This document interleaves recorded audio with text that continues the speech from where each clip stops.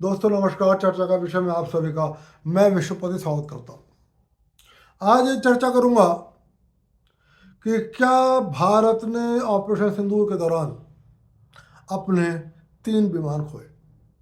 दोस्तों हालांकि ये आज से नहीं, आप जब से इतिहास उठाकर पढ़ोगे, दुनिया में जब भी दो या अधिक देशों के बीच में युद्ध हुआ है, नुकसान सबको हुआ है, लेकिन किसको कितना नुकसान हुआ ये हमेशा छिपाया जाता रहा है।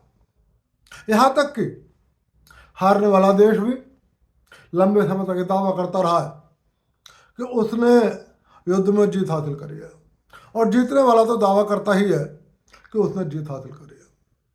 और लगभग यही स्थिति नुकसान को लेकर है। नुकसान चाहे किसी को कम हो या किसी को ज़्यादा हो, लेकिन चाहे वो जीतने वाला पक्ष हो और चाहे वो हारने वाला पक्ष हो, वो अपने नुकसान को छिपाना चाहता है। वो दुनिया को ये नहीं बताना चाहता उसने अपने कितने सैनिक खोए, उसने अपने कितने विमान खोए, या जब विमानों का दौर नहीं था तो उसने अपनी कितने सेना खोई। और ये रीति रिवाज आज तक चले आ रहा है। और युद्ध चाहे भारत पाकिस्तान का हो, युद्ध चाहे रूस और यूक्रेन का हो, और चाहे इजराइल और ईरान का हो, और चाहे अमेरिका और वियतनाम के जनता के मध्य रहा हो, ये हमेशा ऐसा होता है। फिलहाल जब ऑपरेशन सिंदूर हुआ उस वक्त भी ये बातें उठी कि भारत को कितना नुकसान हुआ और पाकिस्तान को कितना नुकसान हुआ। भारत के अंदर हालांकि एक नई बात हुई।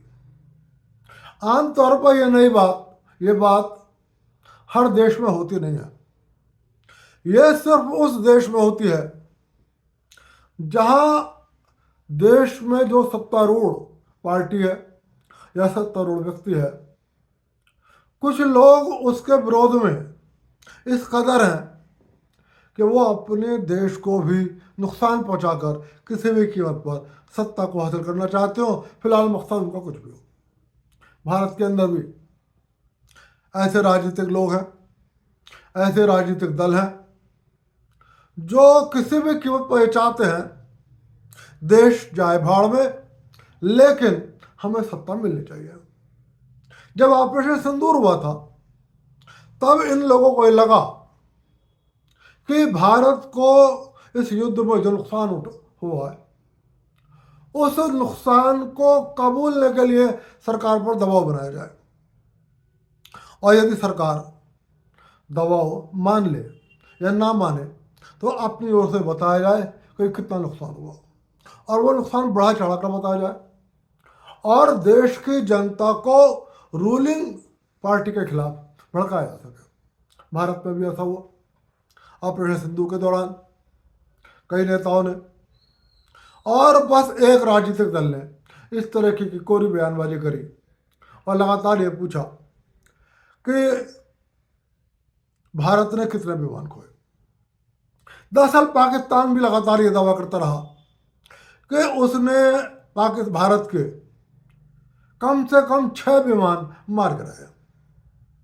भारत की ओर से ना ऑपरेशन सिंदूर के दौरान और ना ऑपरेशन सिंदूर के बाद सरकार ने इस बारे में कोई आधिकारिक जानकारी नहीं दी। और जैसा कि मैंने पहले कहा, ऐसा हमेशा होता है। सालों साल ये रहस्य बना रहता है कि किस देश को कितना नुकसान हुआ।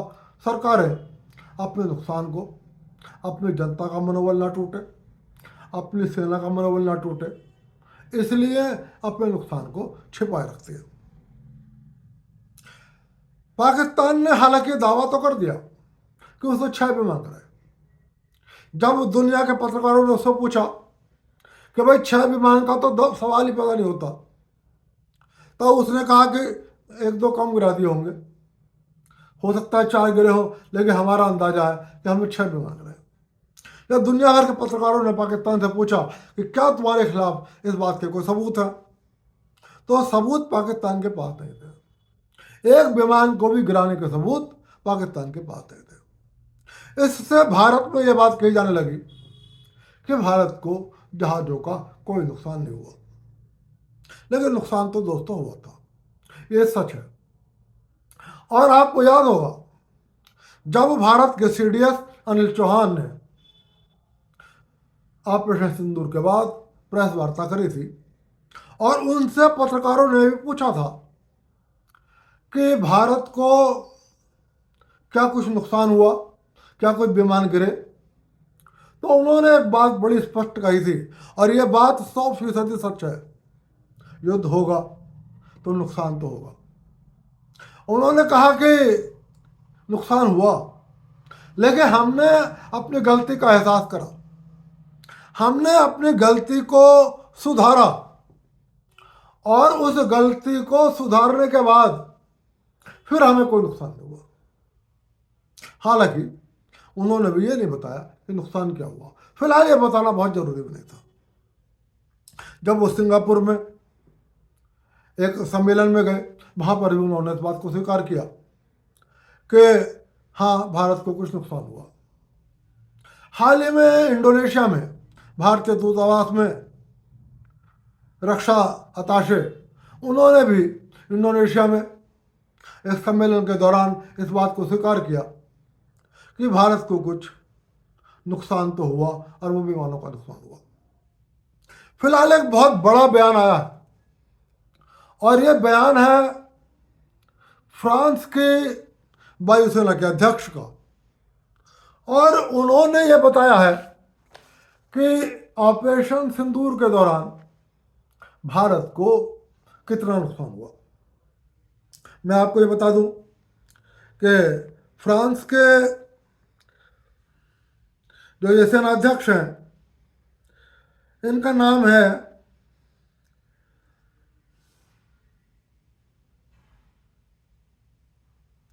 जेरोम बेलांगर। जेरोम बेलांगर ने एक दावा करा है। उन्होंने कहा कि उन्होंने भारत के कुछ विमानों के नष्ट होने के सबूत देखे और उन्होंने उन विमानों का नाम भी बताया है कि किन विमानों का नुकसान हुआ, कितने विमानों का नुकसान हुआ, और इस बारे में कुछ नहीं कहा है कि इन विमानों का नुकसान कैसे हुआ। हालांकि मैं आपको बता दूं कि पाकिस्तान ने यह दावा करा था कि उसने अपने J-10C फाइटर जेट से PL-15E जो चीन की मिसाइल का एक्सपोर्ट वर्जन है, उसको एयर टू एयर लॉन्च करके भारत के विमानों को गिराया था। हालांकि उसका दावा ज़्यादा विमानों का था। फिलहाल मैं आपको बता दूं 6 और 7 मई की रात को, यही वो रात थी जिस दिन भारत ने सबसे पहले पाकिस्तान के आतंकी ठिकानों पर हमला किया था। और फिलहाल उस दिन पाकिस्तान के 9 आतंकी ठिकानों पर हमला करा गया था।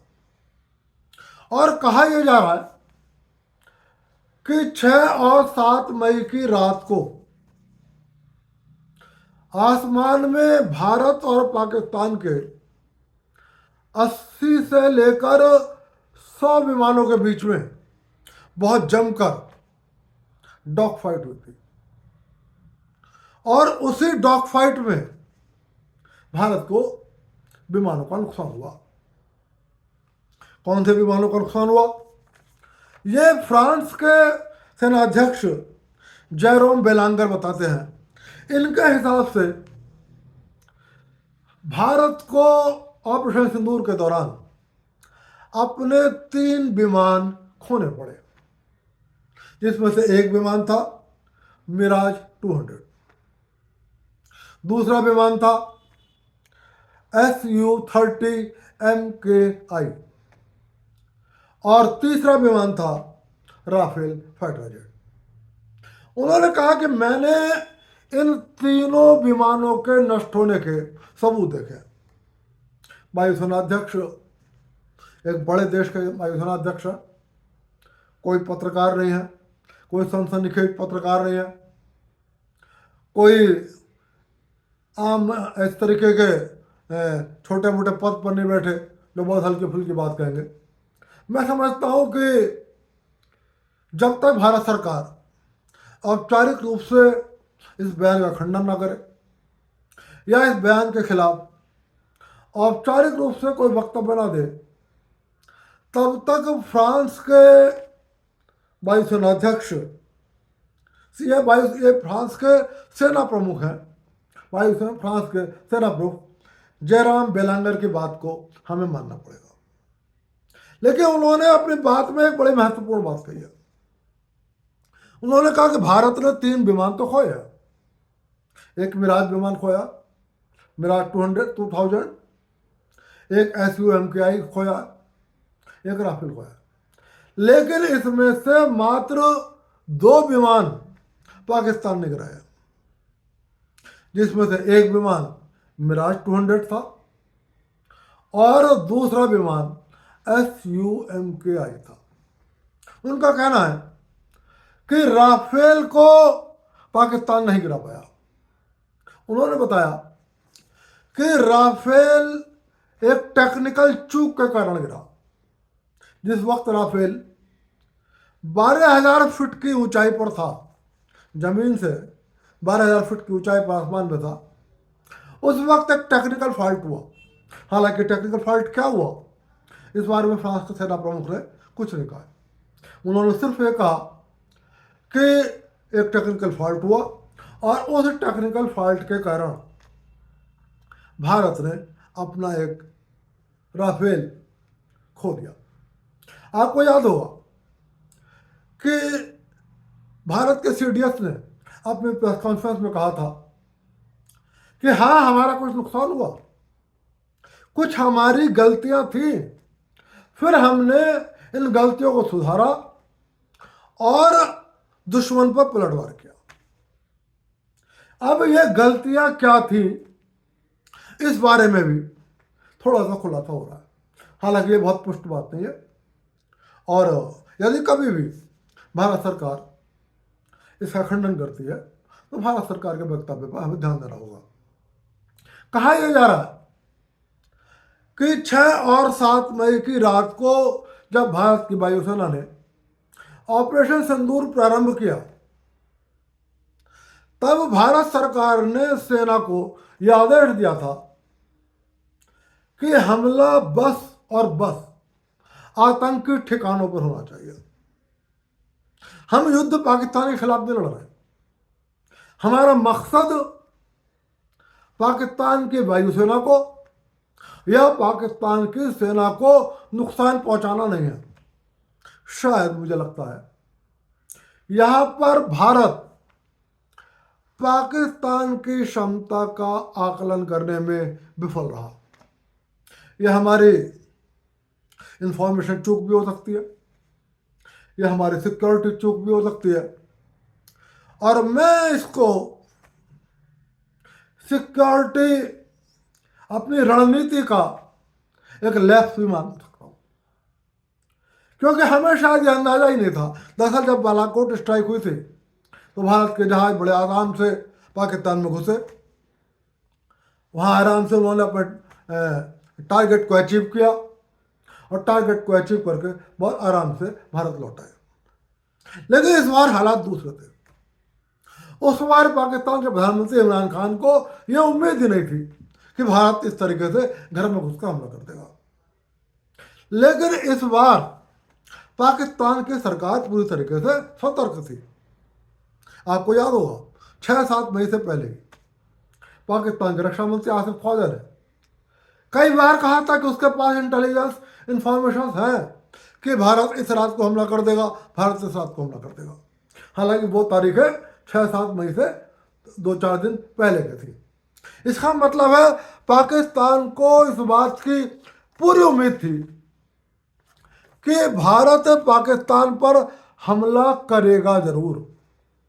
और जब पाकिस्तान को इस बात की उम्मीद थी कि भारत हमला करेगा, तो हमें पाकिस्तान पर हमला करने की रणनीति बनाते समय इस बात को भी ध्यान में रखना चाहिए था कि यदि हम जिस वक्त पाकिस्तान की के आतंकी ठिकानों को पर हमला कर रहे हो, उस दौरान यदि पाकिस्तान की सेना का इंटरफेयर हो जाए और वो भारत के जहाज़ों पर जवाबी कार्रवाई कर दे, तो उस वक्त भारत की सेना को, भारत की सरकार को कुछ अधिकार सौंप देने चाहिए थे या कुछ निर्देश दे देना चाहिए था कि हालांकि हमारा मकसद आतंकी ठिकानों को नष्ट करना है, लेकिन यदि रास्ते में ये बाधा आ जाती है, रास्ते में ये ताकत आपको चलने देती है, चाहे टारगेट अचीव करने से पहले और चाहे टारगेट अचीव करने के बाद, तब आप उस चुनौती का बेखौफ होकर इस तरीके से मुकाबला करो। लेकिन फिलहाल आशंका यह है कि भारत सरकार ने भारत के वायुसेना के हाथों को बांध दिया था और उससे कहा था कि उसको किसी भी कीमत पर पाकिस्तान के किसी भी सैन्य ठिकाने पर हमला नहीं करना है या पाकिस्तान की सेना पर डायरेक्ट या इनडायरेक्ट हमला नहीं करना है।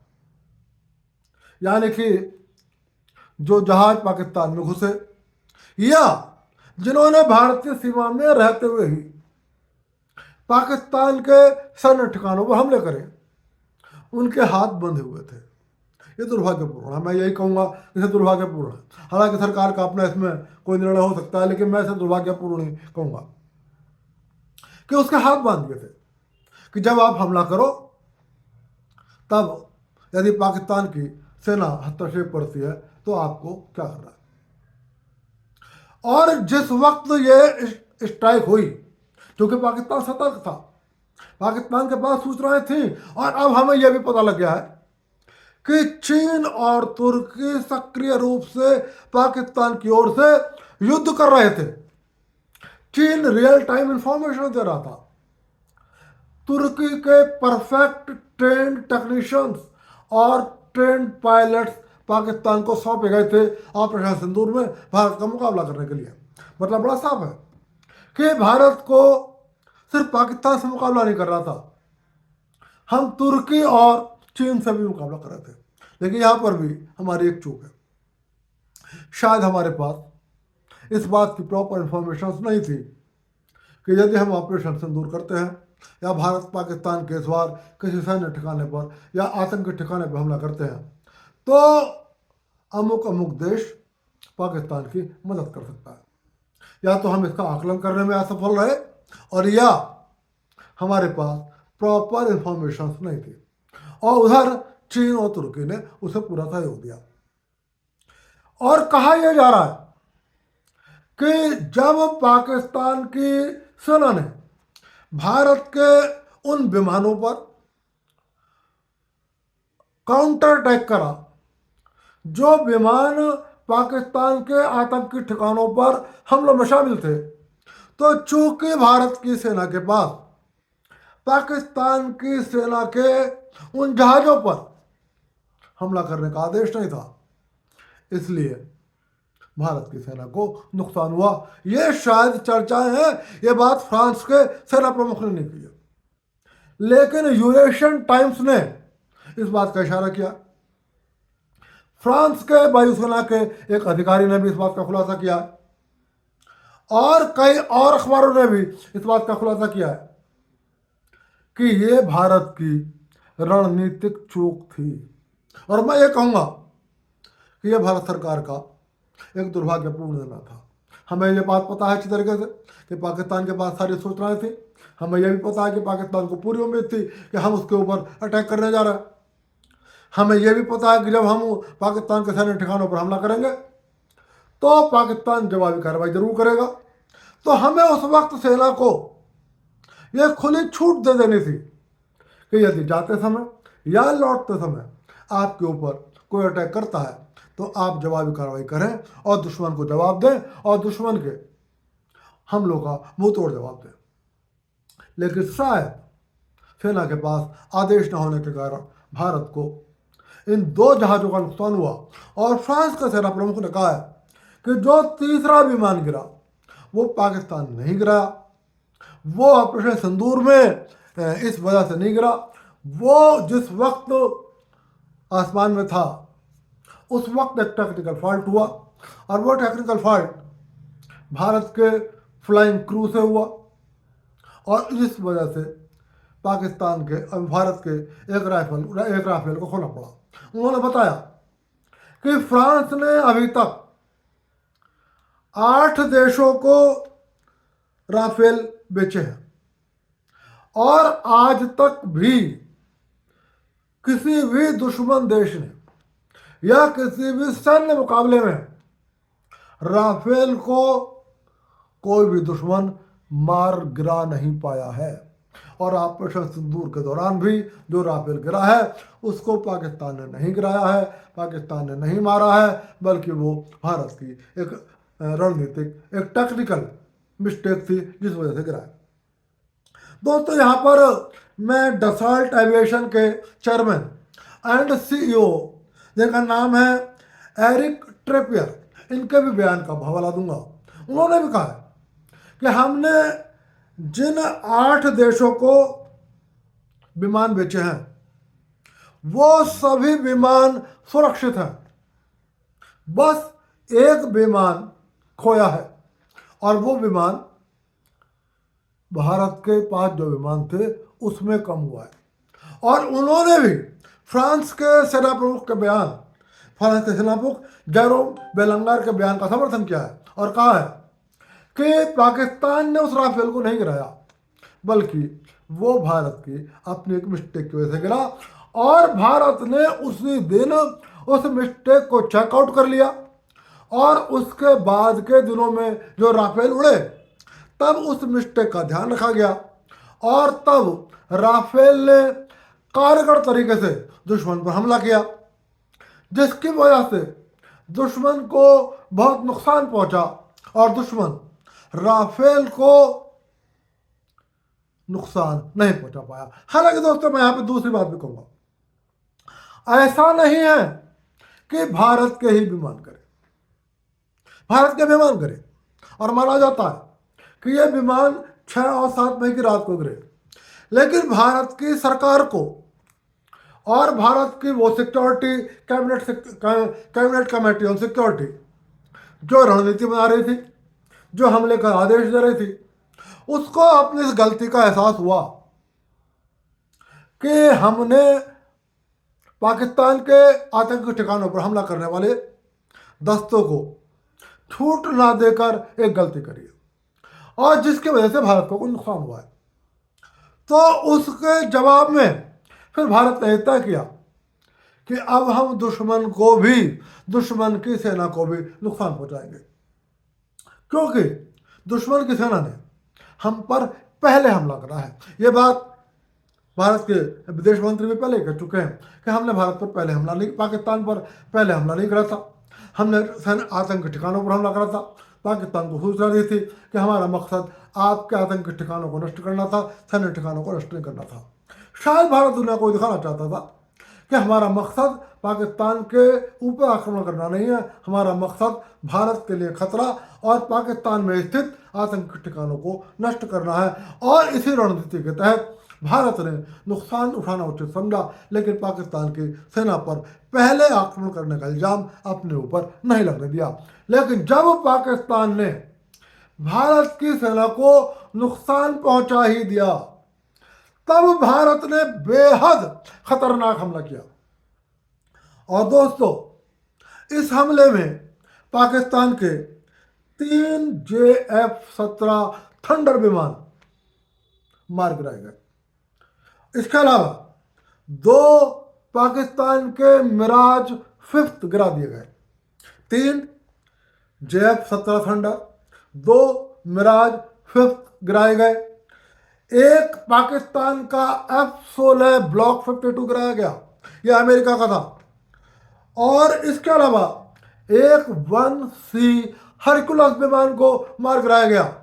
और इसके अतिरिक्त 2 सर्विलियंस एयरक्राफ्ट को मार गिराया, जिसमें से एक भोलारी एयरबेस पर था और एक दूसरी जगह पर स्थित था। यानी कि भारत को एक तरीके से इस सूचना के मुताबिक मैं फिर कह रहा हूँ, इस सूचना के मुताबिक यदि भारत सरकार कभी औपचारिक रूप से खंडन करती है तो बस चला गया। इस सूचना के मुताबिक पाकिस्तान ने भारत के 2 जहाज गिराए और भारत का तीसरा जहाज अपनी गलती से गिरा। तो भारत के 2 जहाज गिराए जाने के जवाब में भारत ने पाकिस्तान के 7 जेट और 2 सर्विलियंस एयरक्राफ्ट यानी कि कुल मिलाकर 9 विमानों को नुकसान पहुंचाया। और फिर आपको बता दूं कि 9 में 3 JF-17 थंडर थे, इसमें से 2 मिराज 5 थे, एक पाकिस्तान अमेरिका का F-16 था जिस पर अमेरिका बहुत कूदता रहा है, और एक 1C-30 हरकुलस था और दो सर्विलियंस एयरक्राफ्ट थे। तो ऐसा नहीं है कि नुकसान भारत को हुआ, और ऐसा भी नहीं नुकसान जितना एक तरीके से भारत को हुआ, पाकिस्तान को नुकसान उसके 4 गुने से ज़्यादा हुआ। यानी कि भारत के 2 विमान, उसके जवाब में पाकिस्तान के 9 विमान, 2 चौक 8 + 1, यानी कि भारत के नुकसान की अपेक्षा पाकिस्तान को 4.5 गुना ज़्यादा नुकसान हुआ। और ये बात मैं इसलिए कह रहा हूँ क्योंकि भारत के कुछ राजनीतिक दल जो सत्ता के भूखे हैं, कुछ नेता जिनके लिए सत्ता प्रमुख है, भारत का स्वाभिमान प्रमुख नहीं है, वो सिर्फ और सिर्फ भारत के नुकसान को डिस्क्लोज करके भारत की सेना और भारत की जनता के मनोबल को तोड़ना चाहते हैं। तो मैं यहाँ आपको बताना चाहता हूँ, जैसा कि भारत के सीडीएस तो स्वीकार किया, नुकसान हुआ। अब फिलहाल फ्रांस के सेना प्रमुख का कहना है कि पाकिस्तान ने भारत के 2 जहाज गिराए, और अब मैं आपसे बता रहा हूं अंतर्राष्ट्रीय रिपोर्ट के मुताबिक कि भारत ने उसके जवाब में पाकिस्तान के कुल मिलाकर, जिसमें आप 16 मिराज और JF थंडर और सर्विलेंस एयरक्राफ्ट 9, यानी कि 4.5 गुना ज़्यादा पाकिस्तान को नुकसान हुआ। तो फिलहाल नुकसान दोनों को हुआ, और नुकसान बस भारत नहीं छिपा रहा, नुकसान पाकिस्तान भी छिपा रहा है। और पाकिस्तान ने भी औपचारिक रूप से अभी तक ये नहीं माना है कि उसके ये 9 विमान भारत ने मार गिराए। और मैं आपको ये भी बता दूं कि ये 9 विमान में से कोई उसका अपना टेक्निकल फॉल्ट नहीं था। ये 9 के 9 विमान भारत की वायुसेना के हमले के शिकार हुए, भारत की सेना ने इनको मार गिराया। तो नुकसान पाकिस्तान का भी हुआ है, भारत से बहुत ज़्यादा हुआ है। नुकसान सिर्फ भारत नहीं छुपा रहा, नुकसान पाकिस्तान भी छुपा रहा है। और यदि भारत और पाकिस्तान छिपा रहे हैं तो ये दुनिया में कोई नई बात नहीं है। इतिहास भी उठा के पढ़ लो, चाहे 10 साल पहले का, चाहे 50 साल पहले का, और चाहे 100 साल पहले का, दुनिया में ना कभी हारा हुआ पक्ष अपनी हार मानता है, और ना कोई भी देश अपने नुकसान को स्वीकार करता है।